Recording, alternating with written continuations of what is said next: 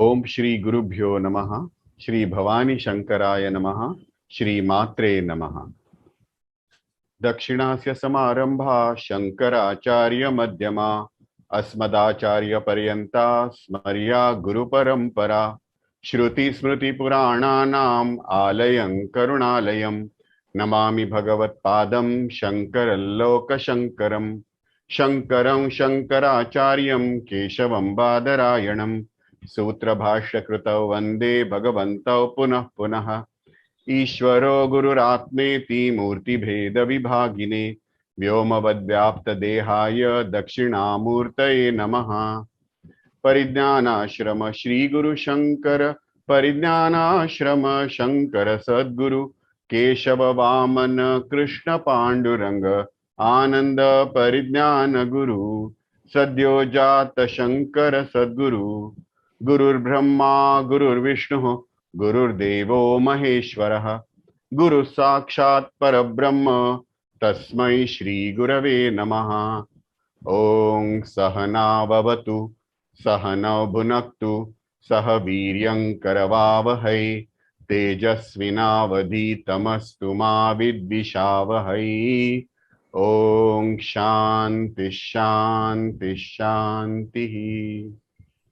नमस्कार सर्वांक आणि आमगल सायुज्यमा वतीने सर्वांक हांव चैतन्य गुलवाडी तुमक सर्वांक सहर्ष स्वागत करता आमगल ह्या संवाद ह्या एपिसोडाक तुमका स्वागत करता। आज ही आमगल विशेष अतिथी म्हणारी श्री नितिन गोकर्ण एक सारस रत्नुज म्हणका ताका। He is presently the Chief Secretary in the Public Works Department of the Uttar Pradesh government. Nitin Mamu was born in Hubli, Tagal Ausugel Kudara.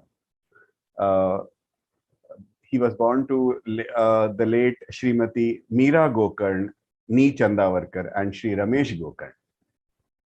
Tagal चडपण अधिकतः Mumbai इंतूच जाला आमगल्या तालमकी वाडी इंतू आणि मागिरी तागल बापूसू बाबा एटॉमिक रिसर्च सेंटर म्हणारी अणुशक्ती नगर हांगा चेंबूर थंय सायंटिस्ट म्हणून जावन आशिल्ली ती थंय थोडे काळ तागल चड बालपण थंय शिकला मागीर बोरिवली इंतू तशीच तागल शिक्षण जायना फुडें तागल ग्रॅज्युएशन जायना फुडें ताणें तागल masters Tata Institute of Social Sciences, TIS Chembur, Hanga Kela.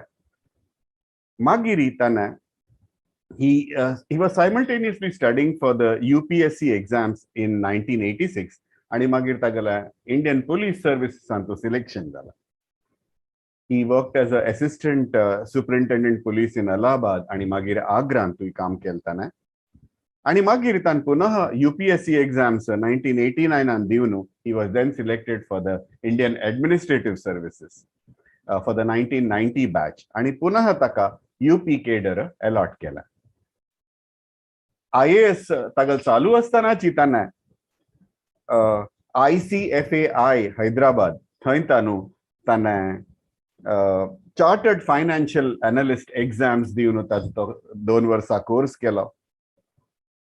मुखारी तगल त्या शिक्षणाचे जे तगल the deep urge within him led him to doing the PGP course in public policy and management from the prestigious Indian Institute of Management in Bangalore.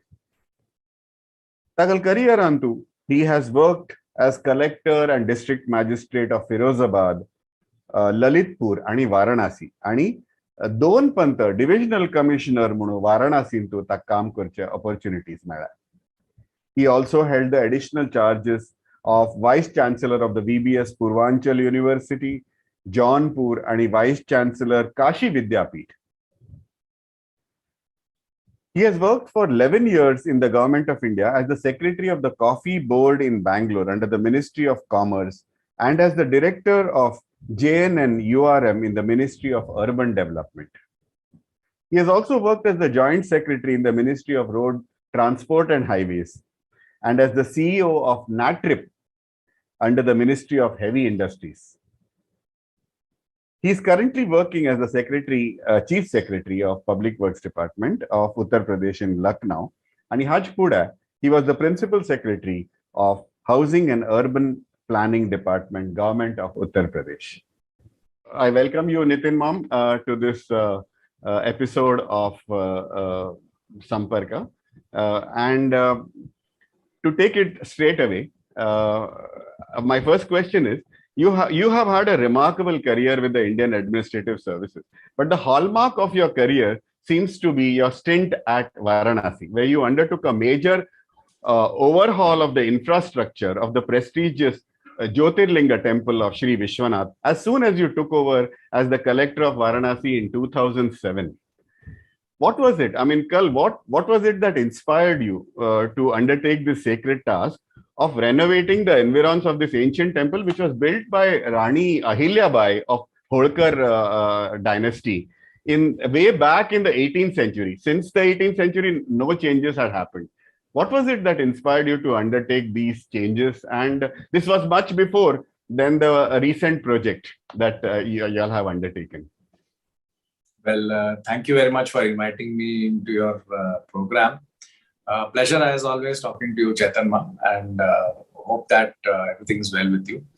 Well, as was mentioned, I have had a long stint in Varanasi for some reason, all by God's grace. I mean, this is all not by design.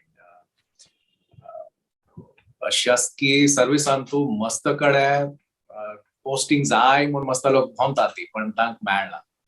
And in my case, I remember the then Chief Minister, I was actually working in a project in irrigation department, World Bank funded project.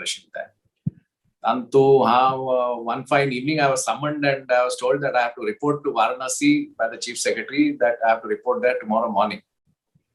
So I said, but why me? I wasn't even clued in as to what Varanasi would imply. And that actually was a turning point in my life, because despite my unwillingness that I had expressed with the Honorable CM, the then Honorable CM, I had to report there because that was the orders by the government. I actually didn't like the place for the first 10-15 days. It was very narrow gullies, बहुत चढ जान गरीज कोण घालता ती आणि साना सगळे issues आणि problems असती. So it took me a while, but after I think about 15-20 दिवसा उपरांत, the city just started growing. And that's when I started reading up a lot. Those days, since my family used to be in Bangalore, my children were getting educated in schools in Bangalore. So I had a lot of free time after office hours. So I would I started reading up on the place, and it was fascinating. This Kashi itihas is almost parallel to the itihas of the Sanatan Dharma. It goes to that degree. And what is also fascinating is that as the Sanatan Dharma, कितले sects असत की आमगेल भारत वर्षांतू प्रत्येक sector प्रत्येक ग्रुपाले कसले ना कसले मठ हो कसले ना कसले तांगे लिंकेज काशीचे पट्टू आजने अनादिकाल दोनस. आणि it is actually a reflection of the entire Indian ethos, spiritual ethos of various branches and sects. And I also realized that this is actually a place where it is layers upon layers. One can never say that one has understood Kashi. When you peel one layer, you find another layer. You peel the next to go to the next layer. That's how the interest in Kashi started developing. And I started reading up from district gazetteer, district gazetteers records of Britishers on Tangel accounts on Kashi. And Amgel Sanskrit, Kashi Khanda, various volumes of Kashi Khanda. Actually, there are 3 major volumes. Started reading them, and my hobby was to identify obscure temples and tell my chaps that, see, this is my itinerary for Saturday. You go there, you find out where these temples are located, and I want to go and see and have darshan. So these guys were like amazed. Right? They've grown up their entire life there, but they actually weren't even aware as to the existence of such of these temples. And most of them were closed. बंद कोण दवर नु तक सगळे encroach कोण दवर नु ते सगळे अरे पाठ पूजा आणि सगळे कले सगळे बंद झालेले for a period of time. So the idea was to rejuvenate them. And then I chanced upon the fact that as the divisional magistrate and as the commissioner, that 1983 into Kashi Vishwanath temple had been taken over by the government as part of an act. It had a long legal battle also, and then Mahants had opposed it, and the matter had gone up to the Supreme Court. The Supreme Court upheld the government stand, and the takeover was final. So as collector and as commissioner, we were officially involved in the affairs of the temple management. So one started getting interested into the temple activities, temple management issues, because commissioner was also chairman of the temple trust at that time. There was no temple trust in existence. And then I started reading about the temple, about its various aspects. And I also saw that people used to come, average footfalls of, even in those days, were about in the range of 15,000 to close to 3 to 4 lakhs on peak days. Jan Etali, Garib Jan, from various parts of the country, mostly tanku darshan kar ka Etali, Matarek, Potli Bandun Hyonu, वटू एक 4-5 जण तांगेल घरची म्हालगाडी सगळ्यांक घेऊन lion येरपाक उपरत आली 3-4 तास lion उबरोवन ते भितर वताले गली अंतानु आणि फायनली गुंडान गर्भगृह वच्चे गर्भगृह तांतांक लक होऊन ते भायर वचता आणि भायर येऊन हांव आयकतालो तांकां सुमार कन्नडिगाज आसताले तमिळांच आसताले तेलकांच आसताले and they would say आमकां दर्शन जाल पण कळनी कल पळेल म्हणून कळनी आमकां. So people aspired to come there to Kashi to have darshan. But at the same time, darshan जायना पण तान कल पळेले कसले त्यामुळे कले गोतना आणि also the entire economy of that place they fleecing ay chalta as is usual with all religious places. The pandas fleece करता ताका खंय पण दाखोवचे हे देवळ मेन सांगून आणि दूड करचे तश that also was a problem there. Itihas पळयल्यार this is the fourth known structure of the temple. The current one, as you very rightly said, was built by Ahilyabai Holkar. The actual rise of Kashi is associated with the advent of the Marathas in the north. Because 1667-69 is a period which is very sad for Kashi and for Hindus of Kashi and for the country. तावळच कालांक 2-3 देवळ सोडल्यार बाकी सगळे देवळ they are not available today. And it's only after the advent of Narayan Bhatt, who came there, and subsequently Gaga Bhatt and his entire Bhatt Parampara, and the fact that because of Gaga Bhatt, the Marathas got interested in Kashi and its itihas, and Peshwa Bajirao's mother was the first one who landed in Kashi, Radhabai Muntigal Namashila, and from 1735 is when Kashi's Udbhav, as you see currently, that started. The Ghat Amana, Thanjai, Dawal Amana, they were all built by the Marathas, Tangil Sardar, whether Holkars or Sindhyas or various kings from the north, they all built it. But what was the most poignant thing about the Kashi Vishwanath temple was Tawal Ahilyabai Holkar and Bantana, the Antargrahi Parikramache, southernmost part, and though there was only hardly 3,000 square feet of area available at that time. So she had built only in that 3,000 square feet of area. Vattana, you can see the Gyanwapi Masjid, huge imposing structure and everything. And then you come Galin Thanu Chor Watan Vasul Manki, you have to enter into the Garbhagriha and get out. And the Garbhagriha also in front had more than 2-storied Porne Vanatashili. So even during daytime, 12 घंटा, 1 घंटा, 2 घंटा, there was no light, no sunshine in the Garbhagriha ever since the time the temple was built. The thing was, several people had made plans on paper, but nobody had executed anything. there were a lot of foundation stone laying ceremonies, but nothing actually had taken off, because the minute somebody tried to do something against a Jan and several people had been transferred out as well. So what I realized at that point in time was it is very tough as an exercise to undertake. At the same time, there was no political will. The government in the state or in the center, for them, the Kashi Vishwanath temple was not a priority area at all when one started it. And one was on its own. So one had to actually take all the risk of the work at that point in time. And the understanding was that if something goes wrong, you will be hauled up. That was the kind of situation in which we started work there. And by God's grace, it has slowly taken the shape that it has today. And for us, it is very important because all our scriptures, they indicate that the temples that used to be there at that place were huge temples. And that's why every time we would go there in the north, we would wonder why the temples in the north are so small, whereas the temples in the south are so huge, so grand, architecturally marvelous. Little realizing that there's a lot of history behind it as to why they are in the gullies and why they are so small.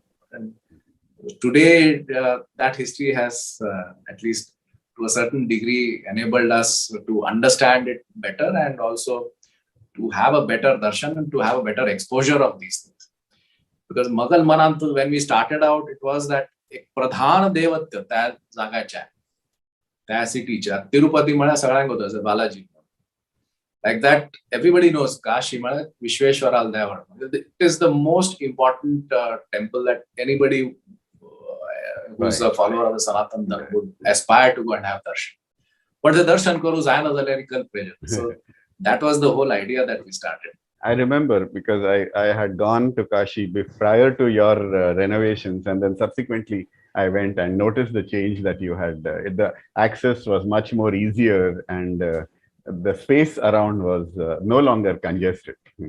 Nitin Mama, I recollect remembering an article that you wrote for the Canara Saraswat, where you talked about the Panchakroshi Parikrama and then your discovery of the small temple which hosted Lord Bhavani Shankara. Can you elaborate on this subject, how your discovery of the Parikrama and this small temple? You did speak about it recently at the Vishwa Saraswat Sammelan. Yeah, it's very interesting because as Bhanavs or Chitrapur Saraswats, all of us know the story of the first Swamiji in Gokarn, Koti Tirthantu Swamiji, Amgel Malgadani, Sumar Anushthan, Kornuani.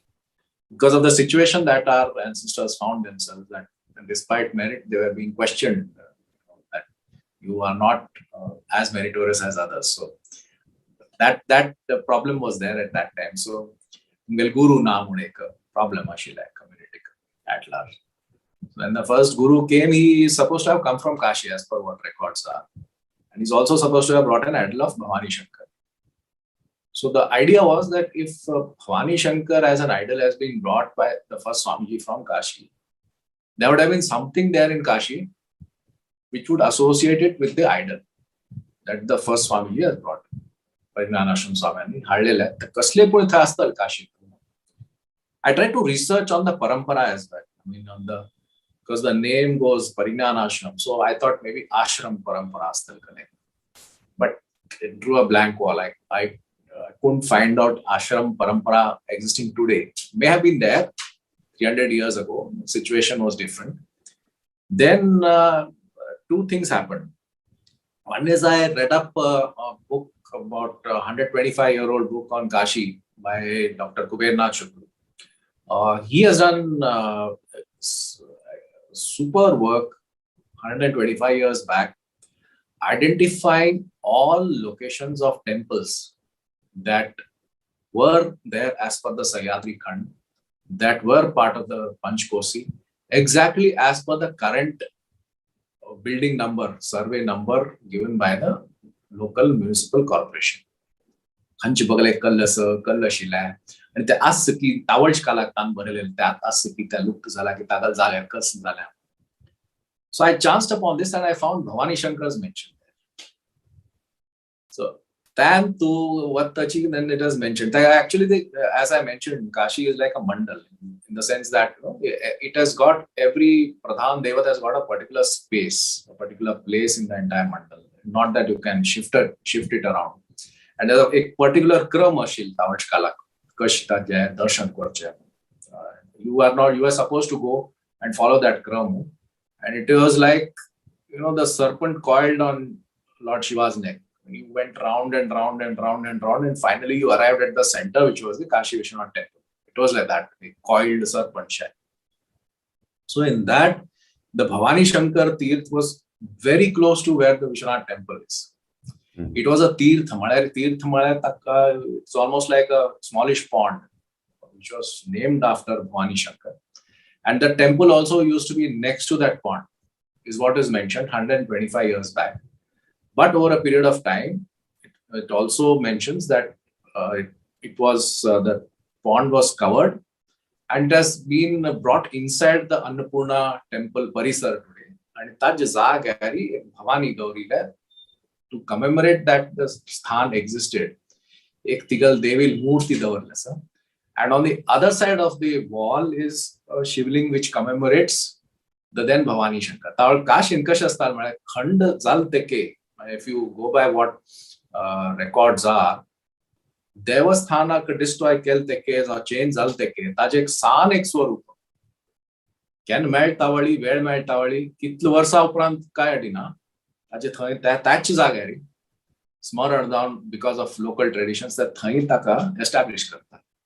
So Bhavani Shankar al san ek devas dawala anikias thai, which I identified in this. Also, at the Panchkosi Dawad Munekas. People who cannot walk for Panchkos Karu Panazana, Samarthina, Pans Divas Lakta. So Mantatki to Panchkosi Devalan to the Sagara Davaches, Sanasana Sorupasati, Takramacha. And then you just take production card, Panchkosi Yatra, Kelil Manketa, Manatas, people who are not symbolic of doing the Yatra. So Tantu Takramantu, Bhavani Shankara, Kash depict Kela. That also is over 300 years old. Tavanch Kalak, at least some memory would have been there because she Dapan Jeshila, Pratik Dava Kash repeat Karta. Tantu Tavemak Meda. I don't think he's alive anymore. Tavanch Kala to Pujarichi was about 90 plus. Tanta Pura Karam Sangile. I have some recording of it somewhere. Tavalta Kanu Tantu Doni. This is how Bhavani Shankar Deval was there before it kind of disappeared in history. And this is where the Bhavani Shankar temple used to be there, which is commemorated by the shivling to Bhavani Shankar. Very nice. Interesting. It establishes that link with Kashi. Not establishes it. Link is already there, but it link is already there. Yeah. It was more of a discovery. Right. The link was always there. It's more of a discovery as to where it was. Right. Your second posting at Varanasi, Babaji Mantat na Vishwanath. So your second posting to Varanasi, and then you and the commissioner, you jointly came up with a grand plan to link the Ganga with the Kashi Vishwanath temple, and which was taken forward later, and then ended up with the grand Ganga Kashi Vishwanath corridor, which we all recently saw, a great Amgalar. I mean, it was almost like a restoration of Hindu Asmita. But then we also heard about a lot of difficulties in acquiring properties, they're demolishing buildings. There was a lot of resistance, which was shown by the media, and discovery of new temples, which were hidden within the residential areas, and all those things. I mean, what was your experience when all that work was being carried out? And also, I would like to also ask you, because we also were aware that the Prime Minister, Shri Narendra Modi ji, and of course the Chief Minister, Yogi Adityanath ji, were constantly monitoring the progress of the work throughout the project. So what was your experience interacting with them and working with them?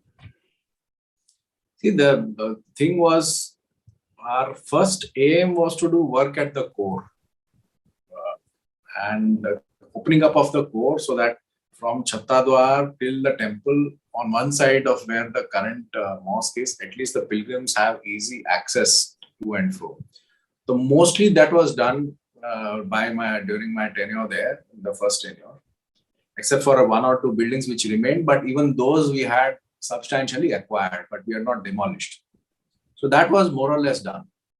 Then the idea was that Parva Mala, Mahashivratri Mala, Shravan Mala, huge numbers of people come. It is very difficult for them to have darshan or to have a feel of the darshan. And the entire city virtually comes to a standstill because the lines and queues go right up to Budolia on one side and Metagin on the other side. It's about 5-kilometer long stretch. And the entire economy is actually dependent on that. But if we don't give at least proper facilities for the pilgrims, then people will give a bad publicity that time also want us. So people are not encouraged to come. The whole economy of the city is it's a religious destination. It's a spiritual destination, and people want to have that experience personally, because people may describe whatever it is, but personal experience is no substitute for it. So the idea was, how do we create a new access? Ail Tawali Jana Gang Entu Snan Karta Tichi. Whether they do a snan at Dashashamedh or anywhere else, they do have a snan, and then the parampara is that after the snan you have a visit to the temple. So from Lalita Ghat onwards, the access which I used to use when I was there, I mean, I've used it umpteen number of times personally. Go have a dip early morning at Lalita Ghat, go have darshan and come off before the city is buzzing with excitement. By that time, you are finished with your darshan for the morning. So that's how it used to be. And the idea was that, can we use that as a opening up of a new access, which was what we used to at that time call Ganga Darshan and Vishwanath Corridor project. For us, it was a dream because local resources with the temple were very meager. We could not have undertaken a project of this scale at all without the support of the state government, because huge amount of funding would have been required for this. That kind of funds were not available with the temple authorities. Whatever funds we had mostly utilized it in our exercise in acquiring properties and building temples around the core area. So we had, when the first, in fact, in the very first meeting, we were pleasantly surprised when I was directed that the first item on the agenda was this project. When the Yogiji's Part 1 government was formed in April of 2017, when I came down and I gave an entire presentation with my CEO, the then CEO, SN Party. And we said that this is what our plan is. And it is our dream that we should have at least 2 lakh square feet of area dedicated to Baba and Baba's temple, so that whoever comes, even if it is 10 lakh people on a day, people can easily have darshan. And once this opens up towards the east, because that Ganga there is towards the east, and once it opens up towards the east, definitely it will open up an access of people coming through the river rather than coming through the gullies and coming through the roadside. So that was what was accepted. But finally, it took shape in 2018 when the special area project was sanctioned and money was given sanctioned by the government. The entire DPR we prepared. By that, of course, I moved into the state here. I was associated as Principal Secretary Housing as well as Principal Secretary PWD, first in the formation of the special area for the development, and then for the project DPR and undertaking the project. Of course, it had a lot of issues. Mostly local issues were very, very hotly contested.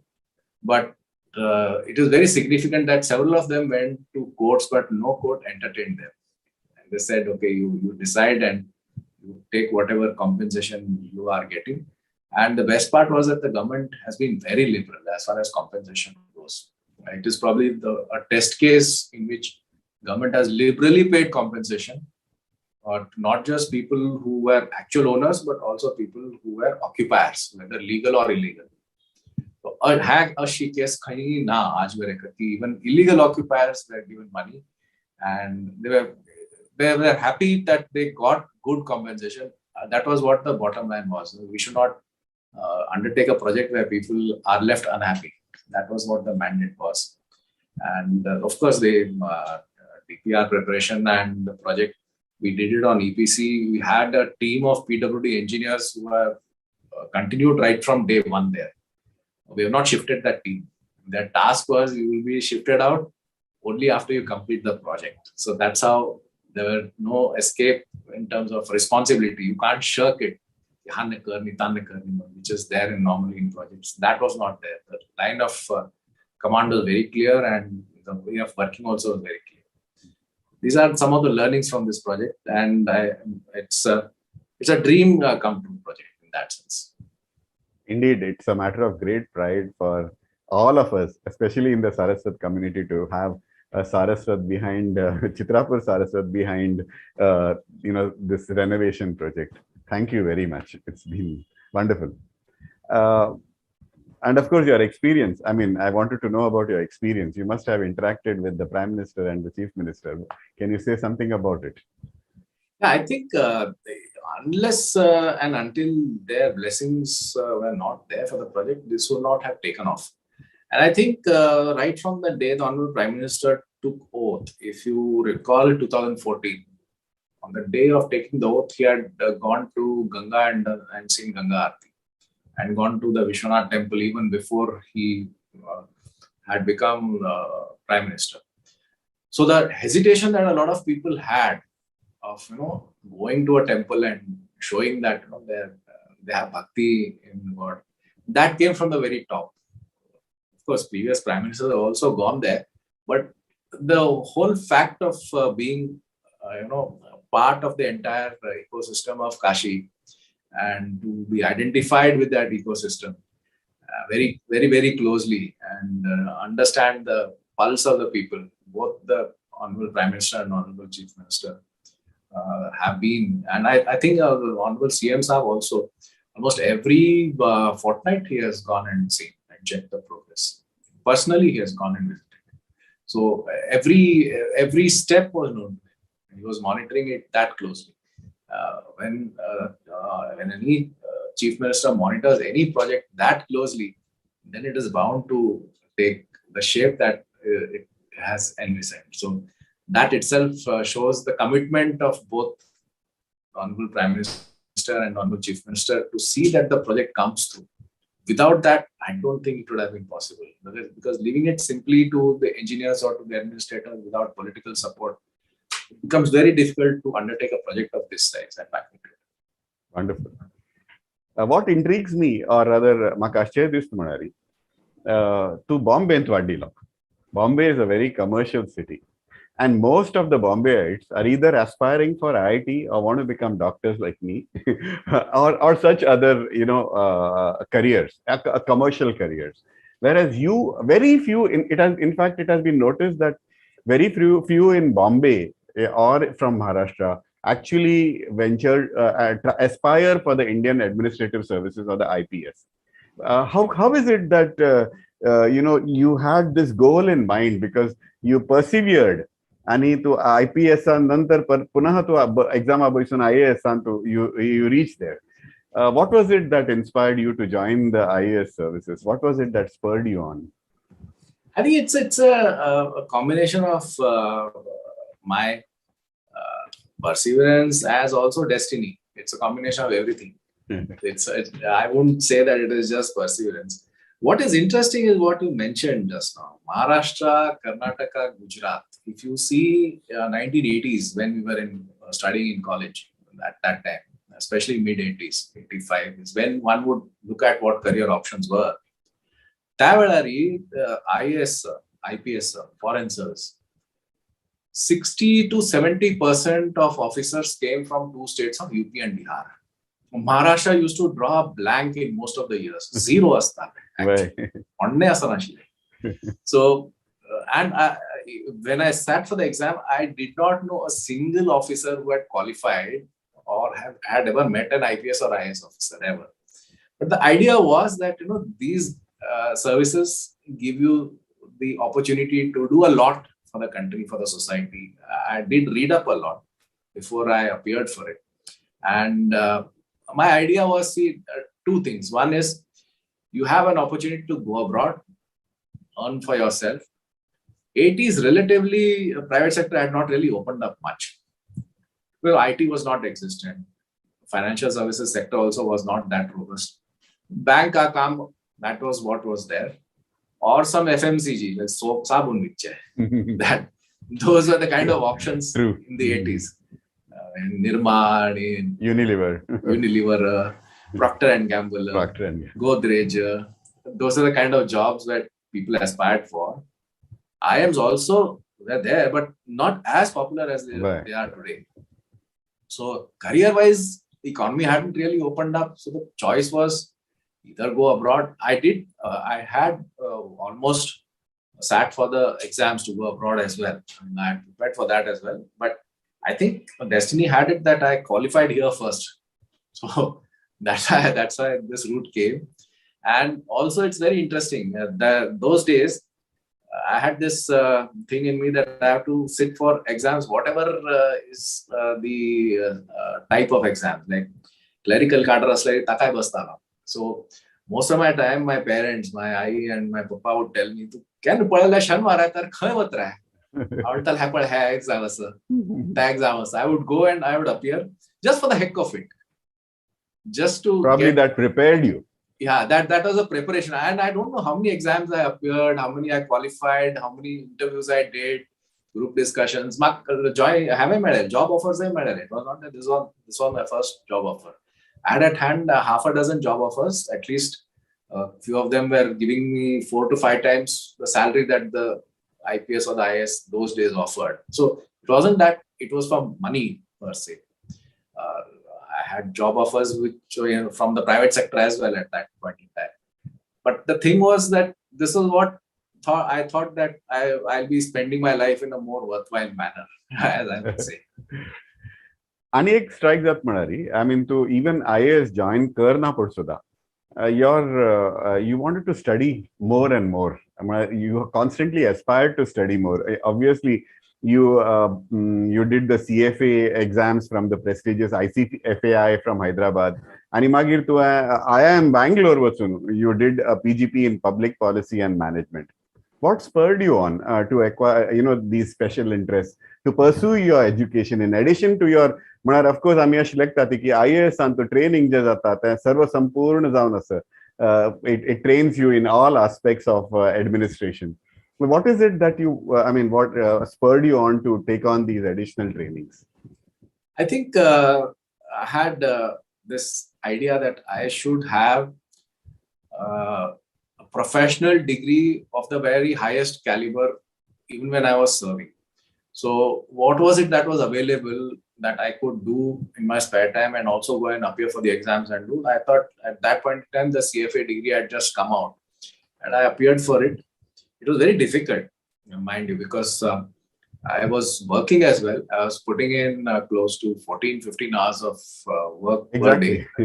Yeah, and then I would come home and then I would eat my dinner and then study for a couple of hours, 3 hours, prepare my own notes. And I didn't know anybody who had qualified for these exams also, because I used to be in the backwaters of UP, as one would term there, kind of putting there. When the lights were not so great at times. Coffee plantations. Yeah. So back of beyond in UP, then I had to, I would come and give exams here in Lucknow or in Bangalore. I have very good memories of those days because weekend exam ashlari, 2 divas food hai final vatsonu. Then weekend rose apply kornu. One had to come here to Lucknow and give those exams. Passing rate of CFA those days was less than 5%. On Bastal ki tangal hai, less than 5% actually qualified, and 55% average at each level was the benchmark. So it was a pretty high benchmark as well to keep going. But somehow I think I persevered and got that through. But that also was not satisfying enough because I said, okay, CFA zal hai. The Mukhari mid-career antu ek public policy korka. Public policy korka, and it so happened that I was in Bangalore at that point in time in Coffee Board. So IIM Bangalore was the obvious choice because one of my colleagues had gone from Coffee Board to IIM Bangalore to study. I asked her how the course is and everything. So she was raving about it. So I said, okay, let me also apply and let me also get through. And I really had gone back to student days after close to 15 years of service working in government, going back to student life. Must have been interesting. Yeah, that was interesting. You were on your own virtually as part of the student life and no official capacity in anything. And but I really enjoyed it to such an extent that I had applied even to do a PhD at IIM Bangalore. Mm-hmm. And I did a presentation for my master's thesis that I did. I went to University of Bath and gave the presentation on operational research on my findings on sugar industry of Uttar Pradesh. It's a cited paper also in operational research. So I was deeply into it, and I had applied for leave, and I said I'd do my PhD. And probably if that line interests me more, I'll probably go on to an academic career. So that was where things were. I packed my bags to leave Lucknow. That's when this posting of Commissioner Varanasi came at 12:30 in the night. And then I was in a dilemma what to do. I can't refuse to go to Varanasi. So that put paid to my dreams of doing a PhD from IIM Bangalore.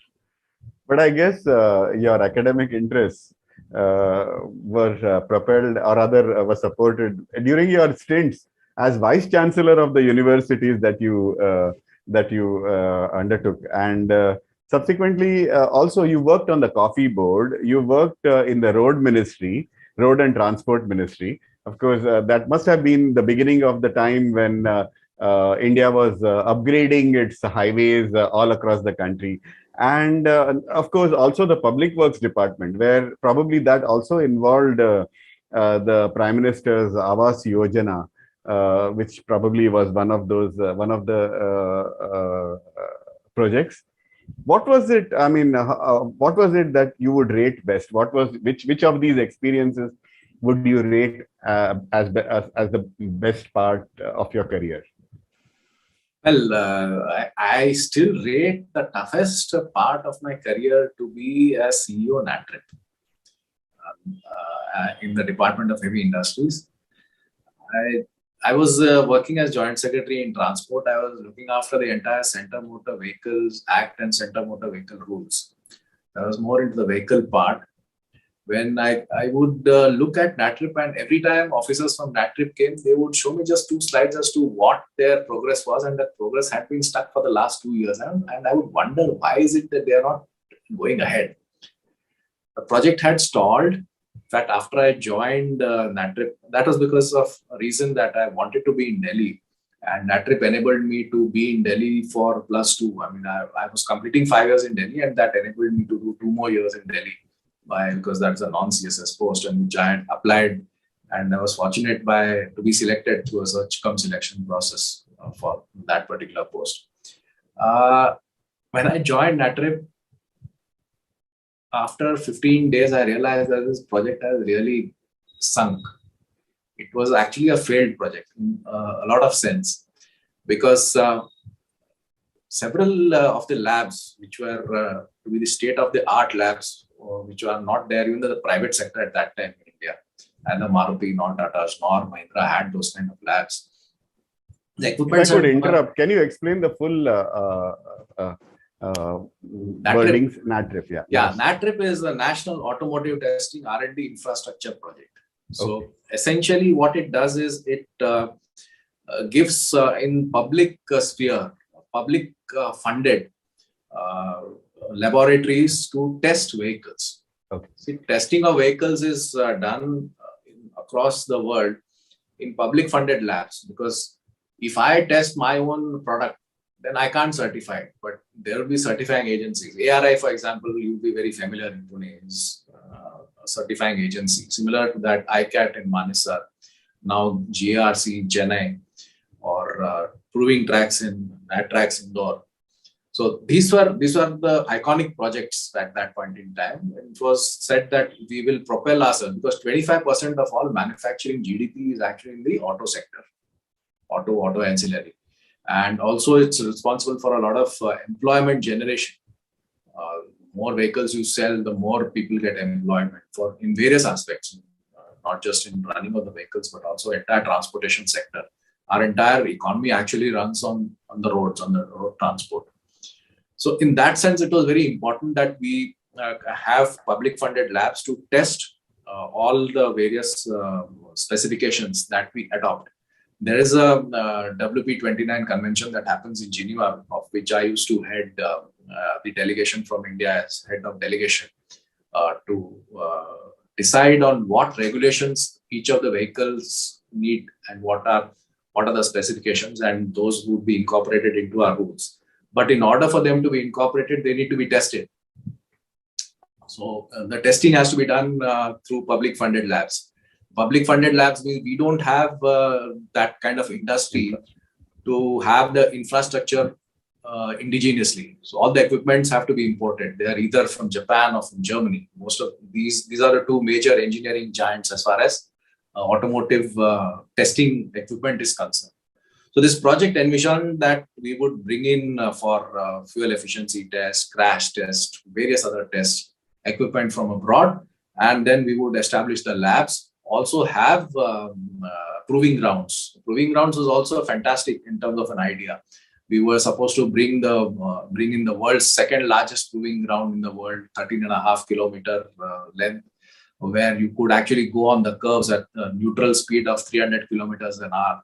Just to give an idea, of takeoff speed of any aircraft is 275, 300 kilometers an hour. So actually vehicles can take off if it is not designed properly, and take off and not land at all. So those issues are there. So that was part of NATRIC. What I realized when I landed there is the people who had envisioned the entire project, they had all gone. They had left and abandoned the project. The equipment was lying in containers for 3 years without warranties. Nobody had opened them. Nobody knew what it was. And the civil structure which was supposed to house those, they had been built for equipments and for some equipment, and some other equipment had landed. So there was a complete mismatch in terms of the footprint that was required. Nobody knew what design utilities to be had, what kind of power backup, what kind of power structures are to be given, what HVAC has to be given, what temperature it has to be given, what kind of fuel systems, fuel lights that are needed for testing are to be given. They're all abandoned, gone, and then they would just say that this is over and we can't do anything. In fact, I remember my first letter which I wrote to the Honorable Minister, Mr. Praful Patel. I still have a copy of it somewhere. I said, sir, this is a failed project, and unless decisions are taken, very hard decisions are taken, we have to write off so many thousands of crores of rupees of taxpayers' money because of our sheer incompetence.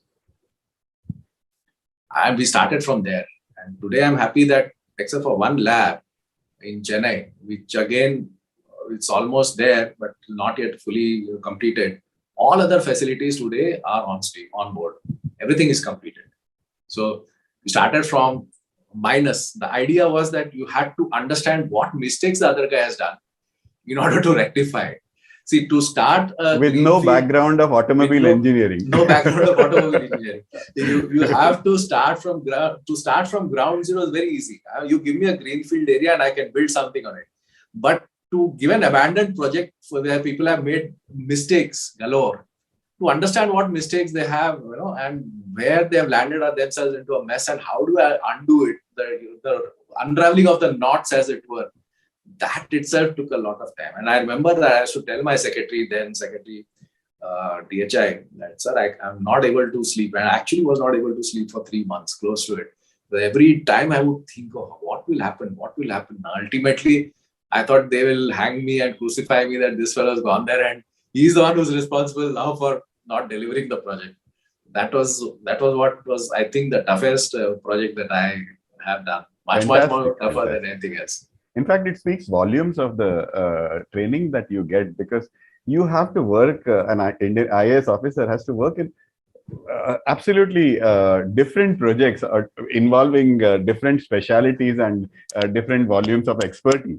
And if you come out so well from these projects, it indeed speaks volumes.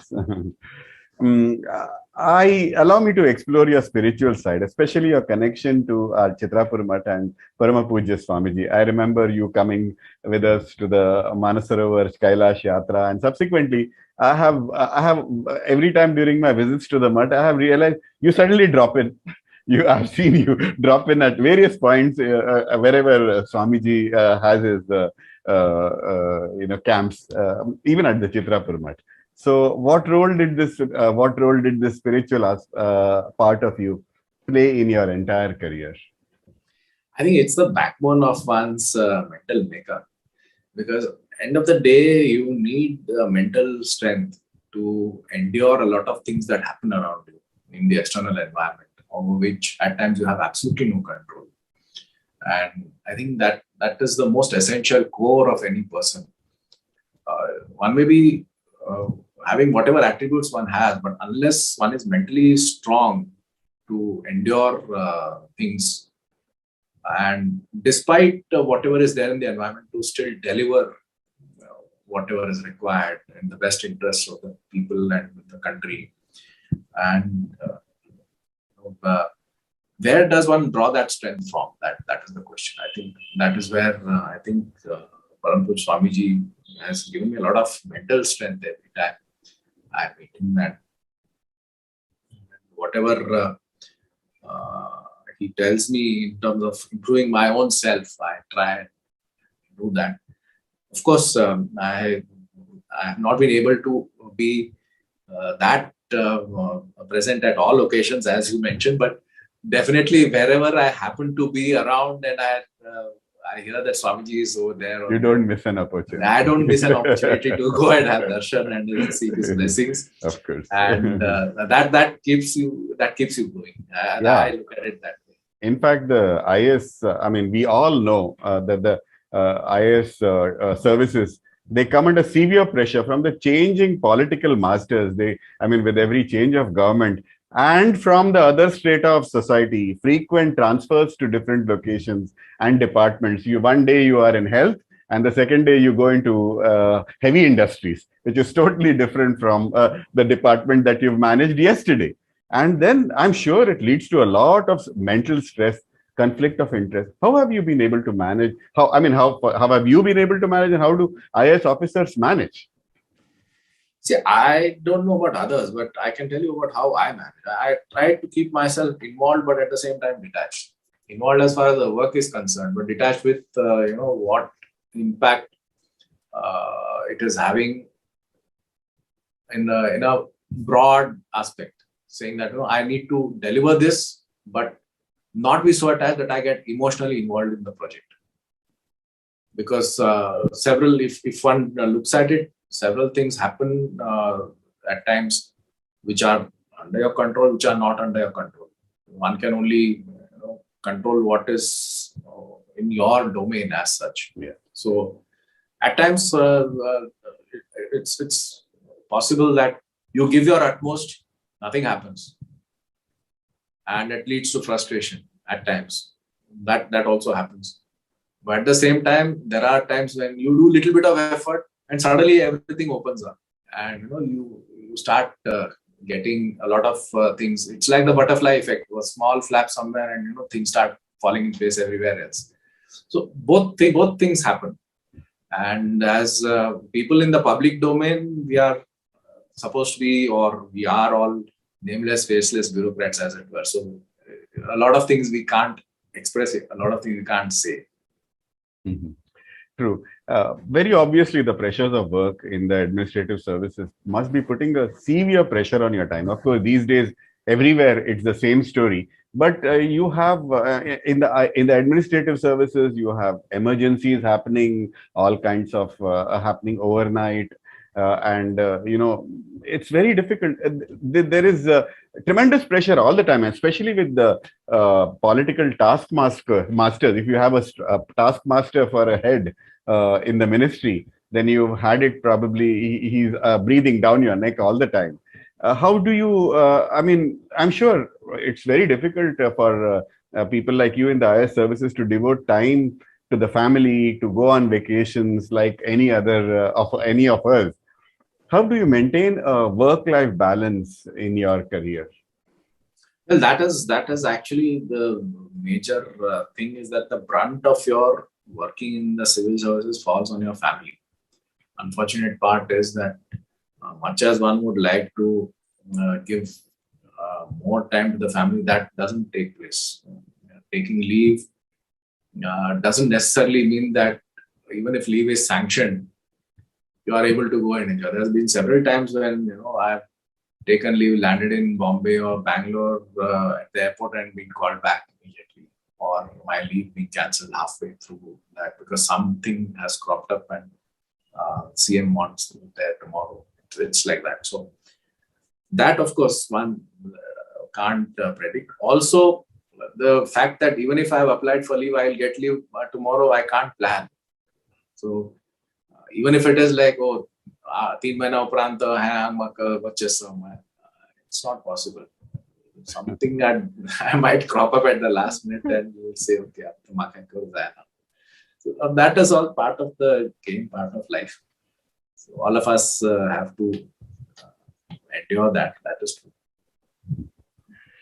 Excellent. I mean, I think we've almost come towards the end of our interview. So before we leave, I would you've had a very successful career in the IAS. What would be your advice to youngsters, especially in our community, about pursuing careers in the Indian administrative services, police services, or the foreign services, and aligned government services? See, I look at it this way. Today, private sector has opened up, no doubt. You will probably earn much more in the private sector. Maybe even if you have your own company as a self-employed person, also you may do very well. But end of the day, is it just what you've done in the private sector role, or is whatever your life that you are living, is it having positive impact on the lives of others in society? How many people's lives have you actually made better by your interaction with? How many people's lives have you really touched, and you over a period of, let's say, 10 years of private sector? Making profits is one thing. That is also a very important role. But sections of society which are marginalized, which are not so mainstream, have you been able to impact their lives positively? If that is what you would think, then I think the IAS or the IPS is a great opportunity, especially the IAS, because here the kind of experience and exposure that you get is, even today, I think no private sector job matches that. Because ultimately, a private sector job, you will be in a specific field, or maybe grow from engineer, manager, and become a CEO. But your interaction with, right from a villager in a remote village, or a tribal in a remote village, up to the topmost person in government, that is the Honorable Prime Minister or the Honorable Chief Minister in the state, and being a part of the policy apparatus, contributing in policy, contributing in delivery of projects which affects the lives of millions of people. That kind of exposure, that kind of challenge that is there, I think it's still private sector would not be able to match up to that. Though, of course, maybe 100x you will earn there compared to what you earn in the civil service. Thank you very much, Nitin. It has been indeed very nice talking to you, and I'm sure a lot of youngsters in our Samaj would like to emulate your success, your career, and would like to take up the services as their careers. Thank you for taking so much time out from your busy schedule and being here for the interview. Thank you very much. Thank you. Thank you so much. Thank you. We will conclude with the Sabha Samapti Prarthana. Om Nandantu Sadaka Sarve Vinashyantu Vidushakaha Avastha Shambhavi Mestu Prasannostu Guru Sada Sarve Bhavantu Sukhinaha Sarve Santu Niramayaha सर्वे भद्राणि पश्यन्तु मा कश्चित् दुःखमाप्नुयात्। ओम शांति शांति शांति। और नमः पार्वती पते, हर हर महादेव।